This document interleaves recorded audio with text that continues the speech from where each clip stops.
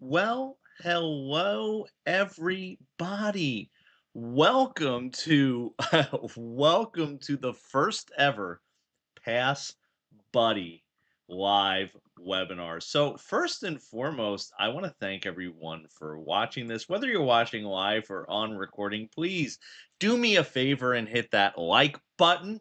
And don't forget to subscribe to our channel. So, if you're looking to pass your real estate exam, what I'm going to do for the first time ever, introduce all of you to passbuddy.com. So, what that is, it's actually the dashboard that you're looking at right now where we have all of our practice questions, webinars, and we're constantly adding new stuff. And the beauty of this, one of the things that I'm going to tell you that I love about this, and then I will get off of the soapbox that I'm on, because I am really excited about this because I am creating all of these questions, all of this content is stuff that I've created, and I'm able to also give you a lot of tools and resources that I haven't had with other places that I've been at.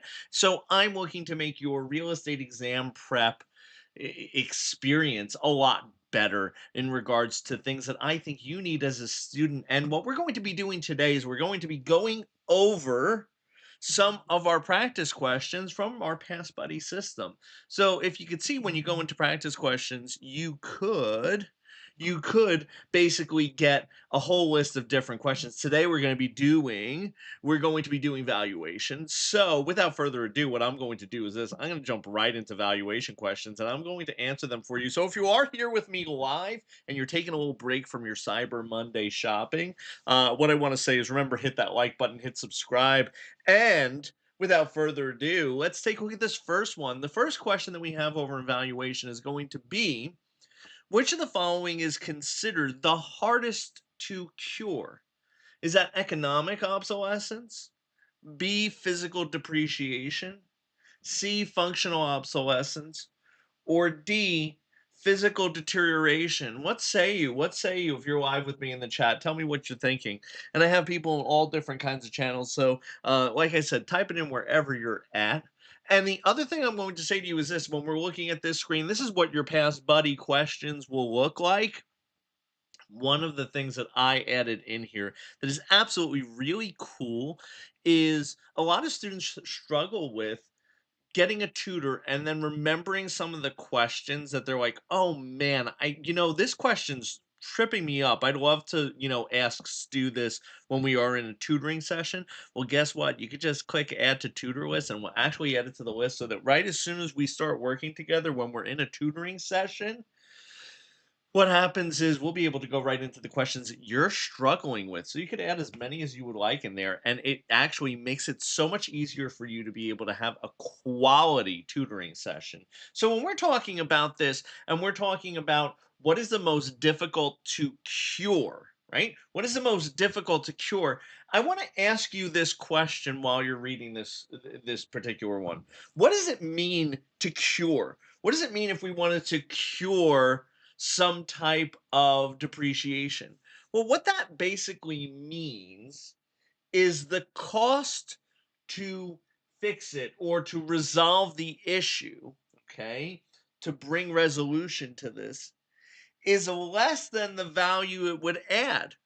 Or another way that we could look at curing is going to be, can this even be done? Can this be something that could even be done? Because in one of these, like economic obsolescence, it's very little chance that you would actually have the ability to actually go ahead and cure this. Why is that? And now let me ask this question for those of you here live with me in the chat. Let me ask you this. What is economic obsolescence? What is economic obsolescence? What do we say that is? Because there's three types of depreciation that an appraiser would consider in the cost approach to value. Okay. There's economic obsolescence, functional obsolescence, and physical deterioration.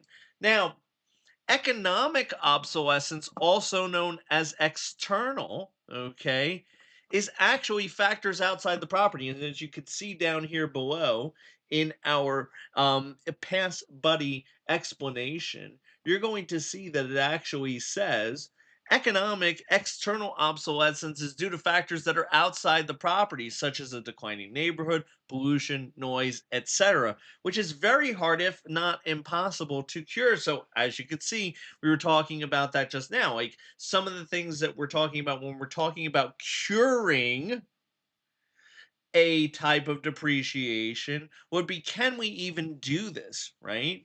So it's something that typically with external or economic obsolescence, we can. Now, let me ask this question for those of you here with me live in the chat. Okay. What is functional obsolescence? Okay. What is functional obsolescence?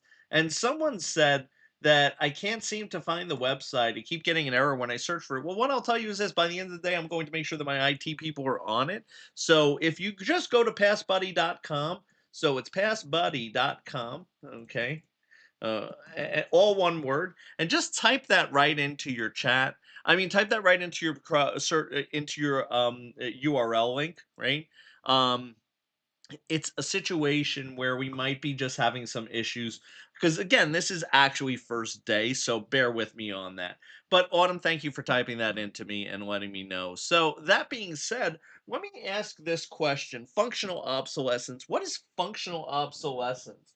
What is functional obsolescence? Think about that for a second. So, functional obsolescence, what that is, okay? And a lot of you probably think of examples, right? A lot of you probably think of examples when we're talking about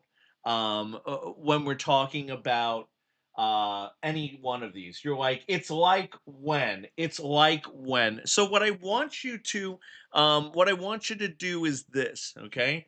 I want you to think of what it is rather than an example of it, right? So, functional obsolescence, let me give you the for instance here. Okay. So, functional obsolescence, everyone usually says, oh, that's like a 4 bedroom, 1 bath home, right? It's usually like a 4 bed, 1 bath home. Well, that's a great example. But what functional obsolescence is it's actually when you have a dated feature, meaning that there's a feature in the home, such as 4 bedrooms, 1 bath, that is dated. It could also be a closed off floor plan. I own a beach house at the Jersey Shore. It was built in the 60s, late 60s, early 70s. So we have very small closets, and we would say that that is functional obsolescence. So let's keep it moving. Let's keep it grooving, shall we? So this one says, and this one's a long one, so let me read this to you. Actually, you know what? Too long for me to read here, so I'm going to go into. Nah, you know what? Let's do it. Let's jump into it because I like some of the long ones, and some of you have problems with that. So let's not steer away from that. My initial thought was, oh man, that's a lot of words, but let's look at it. Okay, and this is something too. I actually want you to realize this. When you see a longer question, it's okay to bookmark it even on the test because when I'm taking some of the tests too myself, as you could see, my knee jerk reaction. I mean, you're seeing this live in person and I'm seeing these questions just as they're coming up too. It's a situation where sometimes you get into a rhythm where you're like, oh, this is too long for me. I think I'm going to get bogged down. It's okay to bookmark it even when you're practicing or at the real exam. So, this is a great test taking tip. But you know what? I'm going to read it anyway. So, let's jump into this one. It says Sharon, a real estate investor, noticed a 5 acre commercial vacant land listed for sale. And although the land did not appear to be overpriced, it remained on the market for several months. Sharon contacted the listing agent and told him that she was ready to buy the property cash if the price is right. The agent told Sharon that that he can probably get the owners to take a serious look at the offer, but the owners are going through a bitter divorce in court, which they may not be settled for a few months. So even if they agreed to sell, she will have to wait for the legal process to take its course. The fact that Sharon could probably purchase this property at a good price if she is willing to wait until all the problems are settled is reflected under which characteristic of value? Which characteristic of value? Is it scarcity, immobility, transferability, or desirability? So think about this. Think about your characteristics of value. So I'm going to randomly pick one and let's see if it's the right one. Okay. It's transferability. So here's the situation. Okay. And I want to talk to you about this too, because a lot of you think of, okay. So I'm going to talk to you why scarcity is actually wrong. I just randomly picked one. I just wanted to see which one it was. What happens here is this: when we're talking about transferability, okay, that is the ability to transfer something. Because characteristics of value, let's talk about this, right? Let's talk about this for a second. In order for something to have value, right? In order for something to have value, you have to have the characteristics of value present: scarcity, transferability, utility, and demand. So that's what the D is. It's actually demand, right? So we call that stud or stew with the D. Stew with the D at the end. That's how I always like to say it in my classes. Now, what I'm going to say is this. So now, scarcity, transferability are both characteristics of value. But what happens here is this: they're asking you, okay, this is the question. And this is what I want you to laser focus on, because I think a lot of times you answer the question you think you're being asked, not what you're actually being asked. So, this is another good study tip. You ready? They're saying the fact that Sharon could probably purchase this property at a good price if she's willing to wait until all the problems are settled is reflected under the characteristic of value. So they're talking about the fact that she could purchase this, the fact that she can purchase this and it can be transferred to her, right? Is basically saying transferability. So transferability refers to the ease of transferring the property from one person to another for the property to have value. Okay. So now listen to what I'm going to tell you, because remember, in order for anything to have value, anything, regardless of the of what it is, it has to have those characteristics of value in order for it to actually have value. Okay? So let me explain to you what I mean by that, okay? In regards to um changing it up. Let's not make it real estate, right? Let's make it earbuds, right? Let's make them custom made earbuds. Well, custom made earbuds for Stu's ears lacks transferability. Yes, they're scarce. They're super unique because of the fact that they're only made for Stu's ears, right? But what happens is they lack transferability. So, do they hold value, right? So, custom made earbuds for my ears, my left, my right ear, do they have transferability? And the answer to that is no, because what happens is this: it's a situation where, because of how unique they are and they're custom made for me, I really can't transfer them, right? No one else could use them, so they don't have any value. Okay. So I hope that helps you out. And I hope you understand why in this situation, that's what they're referring to here. And also, too, if you see something like this, you answer it before you go to the next one. Guess what? You could add it to the tutor list. And also, another great thing, you could go right back to the other ones that you've answered and you could basically say, hey, let me add that to the tutor list, right? So you could go back and forth and basically get yourself to a point where you could put together a nice little list of questions that you might have to be able to do a tutoring session or help yourself out later on. So, what is the main difference between an appraisal report and a market analysis? A, the appraisal report can only be performed by a licensed appraiser who must be hired by a lender, while a market analysis is performed by a real estate broker and may still be used by a lender to mortgage the property. B, the appraisal estimates value, while the market analysis is only used when the property is for sale. C, an appraisal report sets the price that a buyer must pay. The market analysis describes a range of value, giving a potential buyer more freedom to make an offer. Or D, the appraisal report is an estimate of value by a licensed appraiser, while the market analysis is conducted by a real estate agent to help in setting the price of listed property, or whichever the owner needs it for. So, think about an appraisal and think about a comparative market analysis, also known as a CMA, and think about what the difference is between the two of those.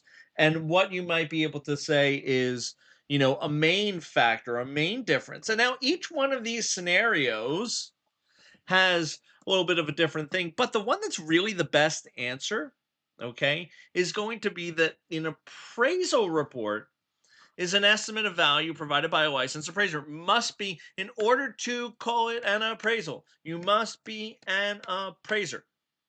In order to call it an appraisal, you must be an appraiser. Hands down. That's it. Easy as parcheesi when it's greasy. You have to be an appraiser in order to be able to go ahead and call it an appraisal. Otherwise, you have to call it a market analysis. And also, on your market analysis, best practice is to say that this is not an appraisal. That's actually on all of my comparative market analysis. Whenever I do that, I always say, this is not an appraisal. This is not an appraisal. This is not an appraisal. So that's something that you have to put down, have to make sure that you're mentioning in your analysis. Okay.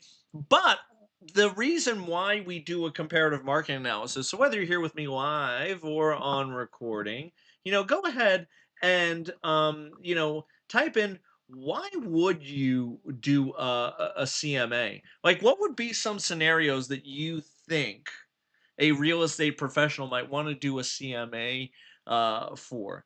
Because I mean, I think the easy one, right? The easy one is sellers looking to list their property and they want to get a value for their home, right? I think that's the most common reason a real estate professional might be asked to do a CMA. But what are some other scenarios that you could think of out there in the chat, as far as why they might, and I have some good ones in my head just based on my experience, right? One reason I do a CMA, okay, so we know why a seller might want it, but I worked with predominantly buyers. Now, give me a thumbs up, give me a smile in the chat if you're actually thinking when you start in the business you're going to work predominantly with buyers. I actually, honestly, loved working with buyers more. Okay, buyers were 110% my favorite ones to work with. I worked with more buyers than I did sellers in my career. Now, the reason I do CMAs for, or comparative market analysis, for buyers is to help them understand how accurate the asking prices and how fair it is. Because sometimes what happens is this: when I do the CMA or I do the analysis, what we find out is that the asking price is actually really fair, or maybe they're asking less than what the market really shows. So what's funny is this: I have been in certain situations where this has happened. The home is listed under market value. And I said to them, I said, Mr. Buyer, based on the numbers in my analysis, I think what a fair estimate is that this home would actually go for $10,000 more. It should be going for $10,000 more based on the value that I see in other comparable homes. So even though you might pay $2,000 to $3,000 over list price, you might have to offer that in order to get the property. You're still actually seeing a value because of the fact that we are 110% basically getting ourselves to a point where it is actually still a good value. Okay, so really trying to give that my buyers that range, that estimate of value, is something that I think is important for a CMA to be done for a buyer or investors in that case. But if there's any questions, concerns, burning desires, please feel free to type it into the chat. If not, okay, If not, we're going to go on to the next question. And the next question is, an appraiser measuring the area of a house would use the net rentable area, the exterior dimensions, the room sizes, or interior dimensions excluding partitions. What say you? What say you in the chat? You think it's A, B, D, C? Now, I will tell you this, some of us over here on our Facebook group, okay, they're saying the exterior dimensions. Some have actually said A. So let's go ahead. Let's take a look. Let's just see what the answer is. The answer is the exterior dimensions. So here's the thing: when an appraiser is appraising the house, they're going to be using the exterior dimensions of the home. So basically, they take the walls, right, the exterior walls of the improvement. And now, type in the chat what I mean by that. When I say the exterior walls of the improvement, right? What do I mean by that? Okay. Because you'll hear the word improvement a lot, especially in valuation, right?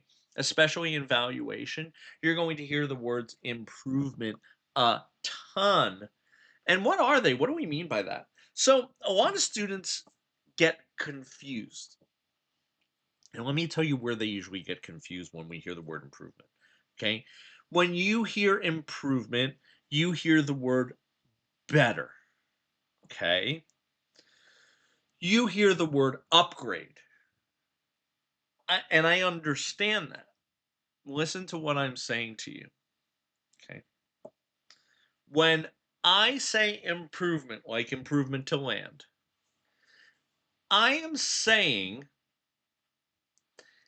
any permanent structure. It could be a really poorly built fence. It could be a really poorly built, garage, shed, whatever the case may be. It might not be what you would consider to be upgraded or improved. But anytime we attach a permanent structure to land, it is an improvement. We are improving land. That's why, light bulb moment for you, I want you to make sure that you think about this.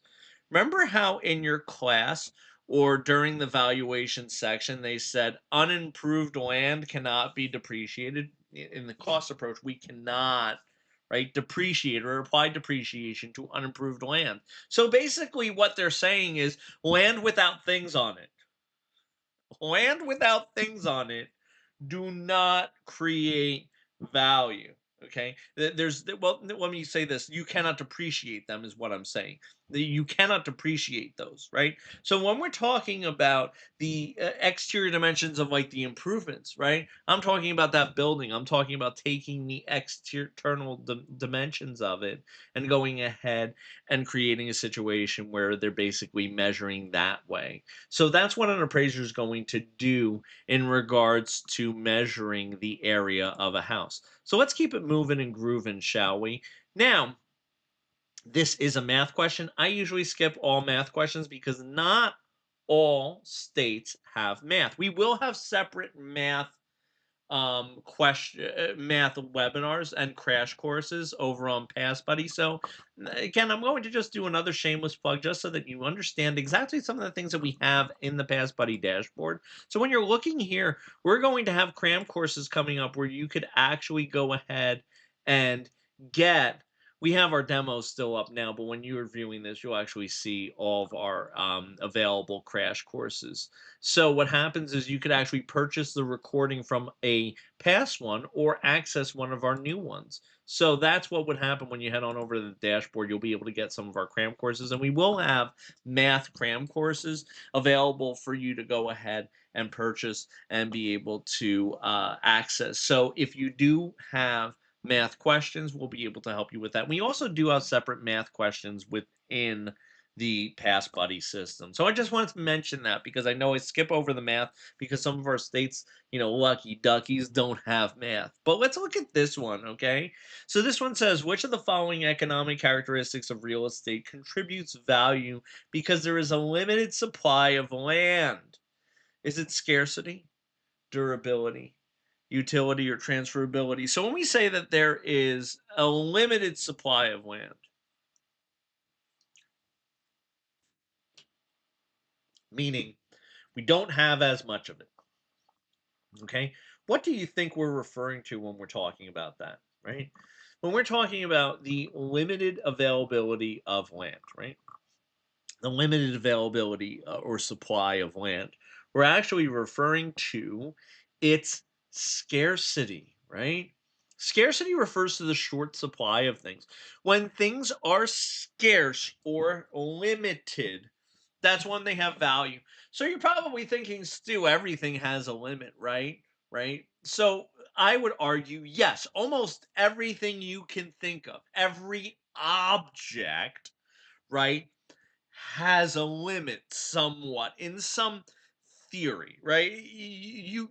Everything has a limit. There is not unlimited of anything. However, let me, you know, let me give you this thought for a second, right? Why can't I just get an empty jar, and make a big circular swooping motion with my hand and then close the lid and sell you a jar of air.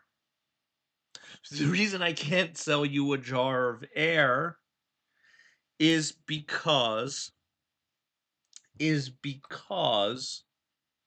what happens is um it's not scarce. If air was scarce, let's say we created a world where you need to buy air in order to breathe, right? Maybe we go, we go ahead and we colonize Mars. Okay, air would be pretty scarce there. You would probably have to pay for a subscription to have air pumped in. Okay, um, that would be the situation there. So, bottom line is the air, because it is not scarce on planet Earth, has no value. But if we created a situation or a scenario where it was scarce, that would be the case there. So, that being said, what I want to do is this. I want to take the last couple of minutes to, first of all, thank everyone for coming here, joining, watching live or on recording, because I know a lot of you are going to be watching this on recording. We're going to be sending this out later on.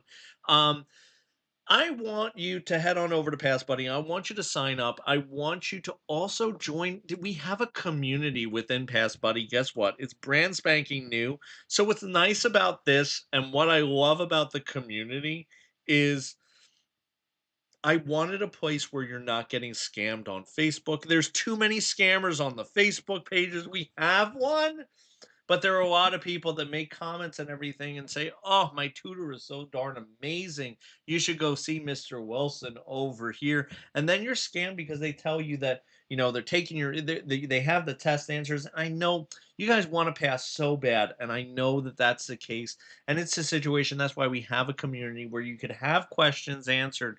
You can have things that you could ask in a safe place, and I'm active in that community. I'm going to be monitoring it. So you could add threads in. Just go to your general discussion, add a new thread. You could search threads once we have, all of you contributing and everything. And that requires you to go on over, sign up for a free account so that you could get access to all this stuff that we have here, where you could sign up for tutoring. You could sign up for any of the cram courses. And of course, if you want to practice questions and everything of that nature, we have that available as well. So, everyone, what I want to say is this: thank you so much for joining me on this wonderful, amazing Cyber Monday. First ever Pass Buddy webinar. More to come. I'm going to be going live every single day this week. And then what happens is, next upcoming weeks through the end of December, you're going to see less and less on our public view, and you're going to have these all put behind our private member community. So what happens is, that's why I'm saying to you, if you're watching this, sign up now so that you can get access to those and you can see me live every day, ask questions with me, participate.